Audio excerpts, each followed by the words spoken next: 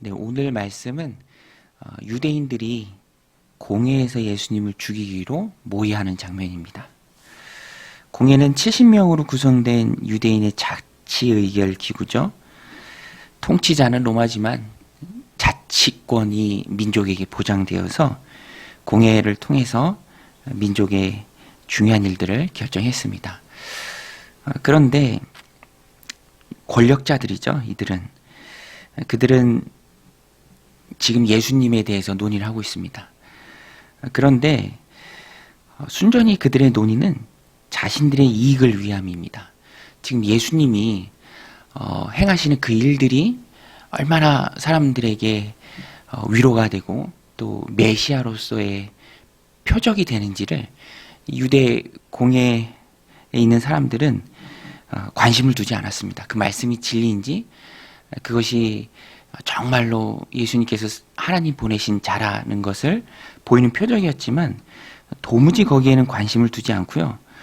오로지 예수님 때문에 자신들이 가진 기득권 또 지금 누리고 있는 것들 자신들 손에 있는 이 권력 놓치면 어떡하나 거기에만 온 관심이 가 있었습니다. 그래서 주님이 많은 표적을 행하셨지만 표적의 의미에는 관심이 없었고요. 그 표적 때문에 사람들이 주님을 따르는 그 자체가 불편했고 또 못마땅한 것입니다. 대제사장들과 바리새인들은 이 종교 지도자들은 위기의식을 느꼈습니다. 이제 더는 예수님을 방관할 수 없겠다라는 공감대가 형성되었고요. 그래서 적극적으로 공회를 열고 모여서 예수님을 어떻게 처리해야 될지 의논을 하는 것입니다. 그런 그들에게는 한 가지 논리가 있었습니다. 그 논리가 무엇이냐면 지금 우리가 로마의 통치를 받고 있는데 이렇게 예수라는 저 청년을 따른 사람들이 많아지고 또 혹시라도 더 많아져서 소요 사태가 일어나고 어떤 혁명의 양태가 띄어진다면 로마가 그냥 있지 않을 것이다. 그러면 그들이 우리에게 주었던 자치권을 다 빼앗아 갈 것이다. 이렇게 주장했습니다. 그 48절 말씀인데요. 만일 그를 이대로 두면 모든 사람이 그를 믿을 것이요 그리고 로마인들이 와서 우리 땅과 민족을 빼앗아 가리라 하니 그들이 이렇게 말하기는 하지만 사실 이것은 그저 명분일 뿐입니다. 근거가 빈약한 과장된 추정이고요. 논리의 비약이죠. 그저 예수님을 탄압할 명분을 쌓는 그래서 사람들을 선동하는 것일 뿐입니다. 유대인들이 이런 발상을 한 이유는 지금 유대인들은 오로지 자신들의 이익에만 관심이 있을 뿐이기 때문이죠. 진리에는 관심이 없고 그들 마음 가운데 그들이 지금 누리는 것들 또 세상에 깊이 뿌리 박고 있는 그 마음이 있기 때문에 이렇게 말하는 것입니다. 이런 주장을 펴는 것이죠. 그래서 예수님을 제거할 명분만 찾는 것입니다. 더 사람들이 예수님을 따르면 로마가 지켜보고 가만히 있지 않을 것이다. 로마는 자치권은 주지만 폭동이나 소요 사태에 대해서는 엄격하게 대처했습니다. 그래서 그쪽으로 유대인들이 몰아가는 것이죠. 이런 유대인들을 보면서 우리가 깨달아야 할 것이 있습니다.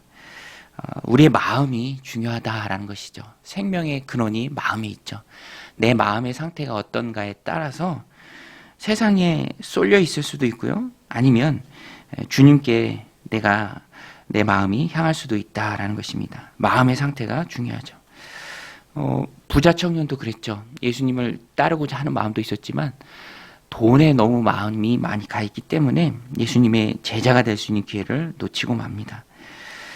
오늘 본문에 나오는 유대인들도 그렇죠. 이익에 그 마음이 온통 쏠려 있었기 때문에 하나님 보내신 메시아를 그 눈앞에서 놓쳤습니다. 오히려 십자가에 못 박으라고 로마인들에게 내어주었죠.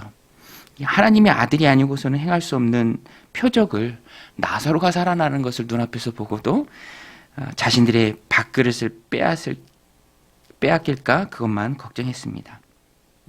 그래서 오늘 이 본문에 나오는 유대 공회 의원들 다 악한 일에 악한 대로 쓰임을 받은 자들이죠.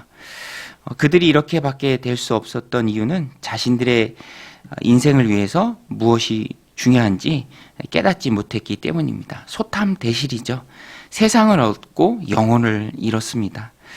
오늘 내 영혼을 위해 가장 소중한 분은 예수님인 줄로 믿습니다. 오늘 우리는 하나님 주신 삶을 살아가면서 그것을 분명하게 붙들고 있어야 합니다. 세상보다 더 귀한 분이 예수님이다. 세상의 작은 이익과는 도무지 비교할 수 없는 영혼의 생명을 주신 분이 바로 예수님입니다. 그래서 우리는 세상에 뿌리박고 그 이익에 민감한 것이 아니라 예수님을 내 영혼의 구세주로 우리가 늘 마음에 모셔야 합니다. 세상의 작은 이익보다 내 영혼의 생명, 또 내 영혼의 평안함을 주시는 주님의 은혜가 가장 중요한 줄로 마음에 믿고 살아가는 은혜가 여러분들 가운데 넘치시길 바랍니다. 예수님을 어떻게 처리할 것인가 놓고 회의하던 공회에서 대제사장 가야바가 말합니다. 이때의 대제사장도요, 가야바도 있고 안나스가 있었습니다. 안나스가 장인이고요, 가야바가 사위인데 원래 대제사장은 한 명이 하는 거죠. 또 종신직입니다. 그런데 이때의 대제사장은 돈 주고 사는 것이고요, 로마 정부에 잘 보여서 얻는 것입니다. 출세하는 것이죠. 그러니까 다 타락했고요, 다 썩었습니다. 이럴 때 대제사장인 가야바가 한 가지 말을 합니다.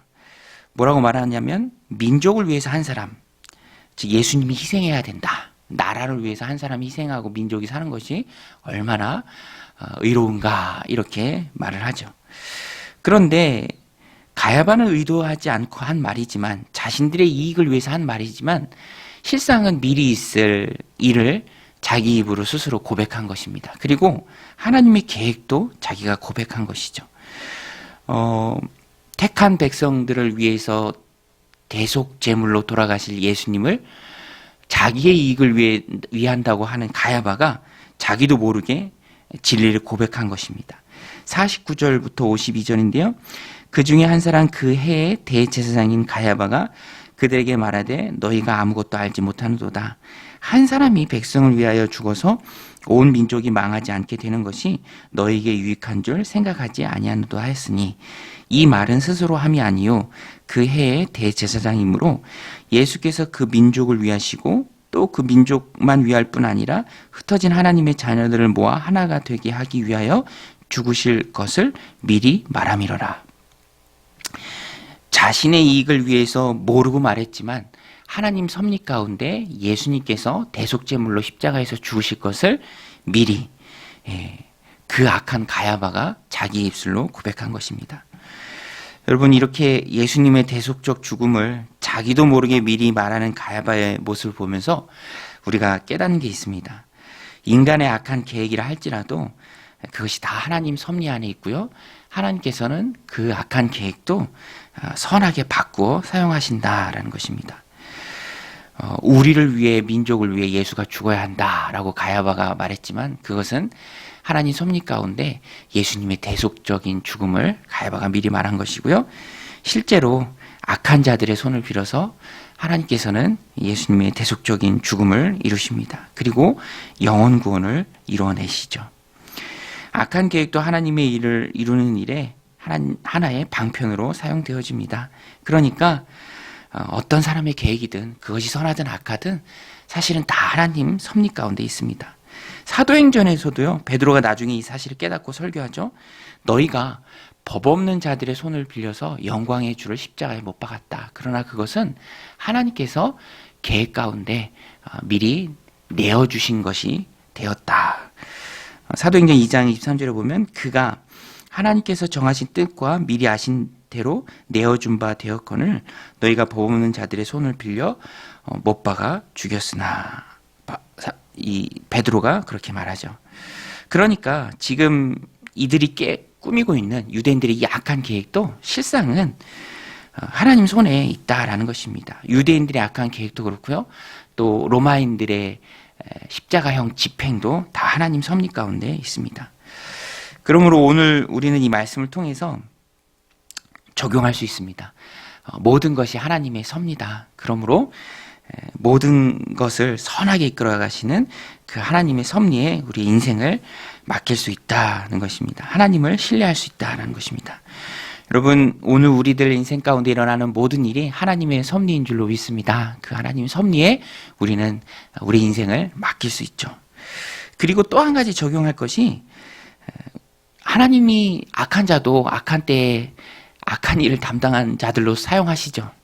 그러나 오늘 우리는 이미 예수님을 믿고 구원받은 자들로서 하나님의 구원에 참여하는, 하나님이 이루신 구원에 참여하는 선한 일에 쓰임받기를 우리는 하나님 앞에 기도해야 합니다.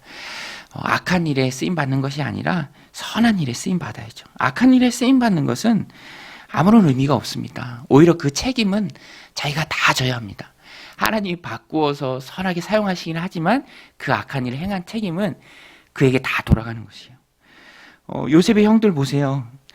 물론 형들의 악한 행위도 하나님이 다 사용하셨지만 동생을 판 그 죄책감은 형들이 고스란히 가지고 가야 했습니다. 동생 팔고 그 마음의 고생이 얼마나 심했습니까? 오늘 유대인들도 보세요. 죄 없으신 예수님을 십자가에 못 박도록 넘기고 사형을 집행할 권한은 없기에 이 빌라도를 막 옆에서 강요하죠. 빌라도가 너무 곤란해하니까 손을 씻기도 하면서 나는 이 죄가 없다, 너희가 당하라고 하니까 유대인들이 뭐라고 합니까? 그 죄를 우리와 우리 자손들에게 다 당하게 하소서. 실제로 유대인들은 AD 70년에 로마 디도 장군에 의해서 예루살렘이 다 불탑니다. 성전도 다 무너지고요. 그들은 죽임을 당하죠. 또 그 이후에 유대인들이 얼마나 고난의 역사를 당합니까? 또 지금도 예루살렘에 가면은 성전은 다 무너지고요. 딱 하나 남았죠. 통곡의 벽. 통곡의 벽 하나 남아서 벽 붙들고 우는 게 그들의 일상입니다. 오늘 우리는 하나님 선한 섭리 가운데 선한 일에 쓰임을 받아야 합니다. 살리는 일에 쓰임을 받아야 합니다. 하나님 구원 역사에 참여하는 그 귀한 일에 쓰임을 받아야 합니다. 하늘의 역사책에 이름이 기록되는 그 선한 일에 우리는 쓰임을 받아야 합니다. 오늘 말씀을 마음에 새기고요. 악한 일에 쓰임받는 자들이 아니라 선한 일에 쓰임받는 그런 하나님의 신실한 종들이 다 되시길 바랍니다. 오늘 마지막으로 예수님은 또 시간을 소중하게 사용하십니다. 이렇게 유대인들의 음모가, 여러분 요한복음은요 사복음서로 이제 우리에게 예수님 행하신 일을 알려주는데 공간복음하고는 좀 다르죠. 이제 오늘부터 예수님 십자가에 못 박히시기 전까지 그때의 일을 아주 소상하게 얘기해 주고 있습니다. 그러니까 이제 유대인들의 음모는 노골적이 되는 거예요. 어떻게 하면 예수님을 잡을까? 현상금도 걸고요. 또 예수님을 죽이려고 합니다. 그러니까 예수님은 그 음모를 아시고 피하십니다. 피하시는데 두려워서 피하시는 게 아니라 아직은 때가 안 됐기 때문에 피하신 것이죠. 하나님의 때를 기다리며 준비하고 계신 것입니다. 그런데 그 준비는 다른 준비가 아니라 제자들을 세우는 일이에요. 아직은요 제자들이 온전하지 못합니다. 그래서 예수님이 더 많이 그들과 함께 시간을 보내주어야 합니다. 여러분, 아기를 뱃속에 갖고 있다가도 정확한 때에 출산을 해야죠. 그러니까 출산이 임박할 때 뱃속에, 엄마 뱃속에 하루 이틀 있는 게 너무너무 그 아기들한테는 중요하죠. 지금 제자들이 딱 그와 같습니다. 아직은 예수님이 제자들을 더 케어하고요, 더 세워주어야 하고요, 더 함께 시간을 보내면서 그들을 제자로 세워야 한다라는 것입니다. 그래서 제자들과 함께 시간을 보냈습니다. 피하셔서 제자 훈련을 하고 계신 것이죠. 54절 말씀인데요. 그러므로 예수께서 다시 유대인 가운데 드러나게 다니지 아니하시고 거기를 떠나 빈들 가까운 곳인 에브라임이라는 동네에 가서 제자들과 함께 거기 머무르시느니라. 예수님은 사람을 남기셨습니다. 저는 이 본문을 보면서 예수님이 잡히시기 전까지 마지막까지 최선을 다해서 헌신했던 것이 바로 사람을 남기는 것, 제자를 세우는 것입니다. 제자를 남기셔서 자신의 사역을 이어받게 하셨죠.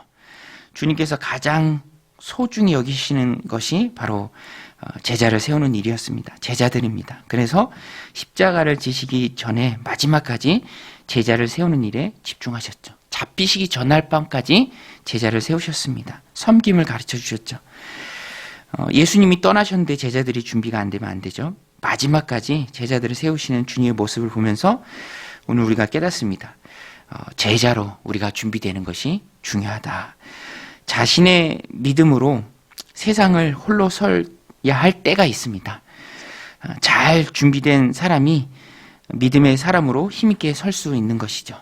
잘 준비되는 것은 다른 것이 아니라 예수님께서 보여주셨던 것처럼 예수님과 함께 있는 것입니다. 함께 있는 것이 제자 훈련이죠. 함께 머무르고 또 함께 시간을 보내면서 예수님을 곁에서 보고 배우면서 제자로 세워질 수 있는 것이죠. 그래야 우리가 세상을 살아가면서 많은 유혹도 이겨낼 수 있고 장애물도 이겨낼 수 있고 또 힘들고 감당하기 버거운 일도 다 이겨낼 수 있고 넉넉히 감당할 수 있다라는 것입니다. 제자로 세워졌을 때. 이 모든 일을 이겨내기 위해 성도는 주님의 제자로 준비되어야 합니다. 이익이 있을 때만 따라다니는 무리가 있고요. 반대로 이익이 없을 때도 내가 내 인생 우리 하나님께 바쳐서 주님의 일들을 힘있게 감당해야겠다라는 그런 마음가짐을 가진 제자가 있다라는 것입니다.